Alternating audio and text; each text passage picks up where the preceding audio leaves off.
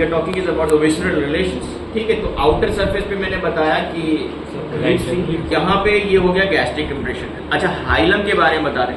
Hilum is on this gastric impression on the surface between the superior border and the intermediate border. There you will find hilum not below to the intermediate border.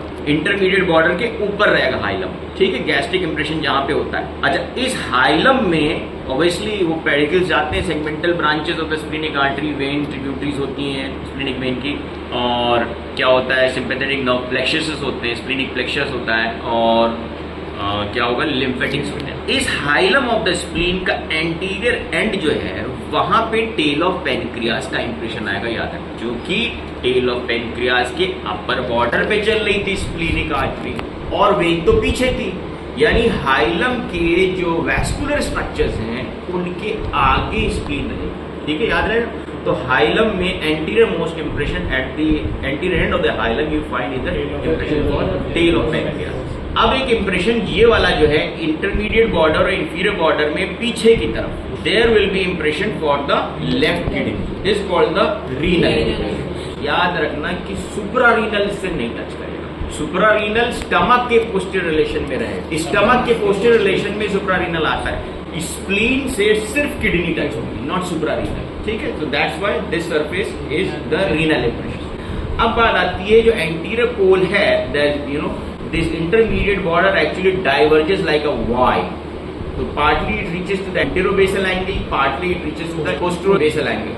तो ये जो anterior pole का visceral surface है, that will be in relation to the splenic flexion of the colon. इसलिए इसको colic impression कहते हैं। ठीक, तो ये हो गई इसकी visceral relations। अब बात करते हैं इसके parietal relations। अब जब ये यहाँ पे रखा है तो सबसे पहले तो I told you it has a capsulated covering, और वो पेरिटोनियम है, visceral peritoneum, which is a mesothelial lining made up of simple squamous epithelial cells. ठीक, तो वो कैप्सूल इसका अपना है। उसके बाद इसके पास टच होगा तो parietal layer of the peritoneum covering the diaphragm from inside. So the space between the visceral peritoneum covering the spleen and the parietal, that means it is separated from the diaphragm by the greater sac. लेकिन वो space compress हो चुकी होती है, touch हो रहा होता है। ठीक है, पैराइटल पेरिटोनियम से। Then parietal peritoneum underlining the diaphragm, then उसके बाद आएगा डायफ्राम। ठीक, डायफ्राम होगा। डायफ्राम के बाद अगर आप we are talking is about a perforating needle from inside to outside, we are counting the structures. Spleen हो गया, स्प्लीन का visceral peritoneum, then you have is greater sac, then you have is the parietal peritoneum lining the diaphragm on inside, then you have is the musculature of the diaphragm, then diaphragm के अंदर पहुंची needle तो क्या मिला उसको,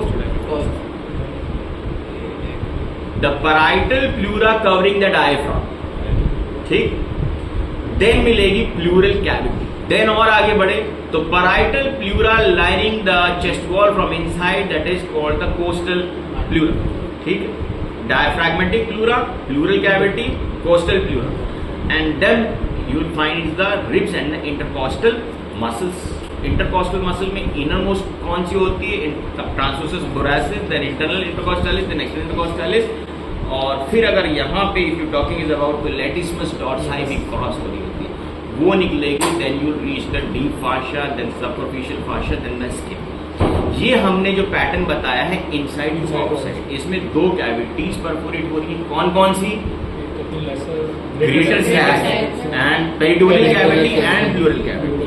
ठीक, ये इसलिए बताया कि बहुत इंपॉर्टेंट है, बिकॉज हमने जो पढ़ा दिया वो इनसाइड टू आउटसाइड, लेकिन ये होगा outside to inside in case of splenic puncture.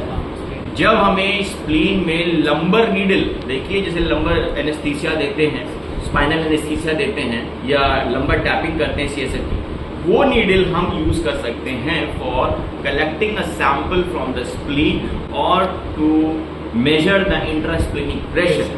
ठीक, या डाई इंजेक्ट करनी है तो वो हम इंटरकॉस्टल स्पेस में डालेंगे, और कौन सी, नाइन्थ इंटरकॉस्टल स्पेस में ही कह सकते हैं, क्योंकि अगर हम मिड एक्सिलरी लाइन में डालेंगे तो 10th इंटरकॉस्टल स्पेस कहीं नहीं सकते, because 10th is the lowest lying rib in the mid axillary line, तो 9th इंटरकॉस्टल स्पेस का बेस्ट रूट है। लेकिन अगर स्प्लीनोमेगाली है तो हम मिड एक्सिलरी लाइन भी दे सकते हैं, there also it will be the 9th intercostal space, but पीछे हम 9th और 10th दोनों में दे सकते हैं। तो ये जो है स्ट्रक्चर्स पियर्सिंग इसलिए बताया, इस पे क्वेश्चन आता है, और नहीं तो इस तरह का एमसीक्यू जरूर आता है कि what are the cavities pierced while drilling to reach the spleen, यानी स्प्लीनिक पंक्चर में दो कैविटीज दोनों ही आर पार हम जाएंगे। तो ये हो गया about the visceral relations, peritoneal relations. अब बात करते हैं आर्टीरियल सप्लाई। ठीक, बहुत इंपॉर्टेंट है इस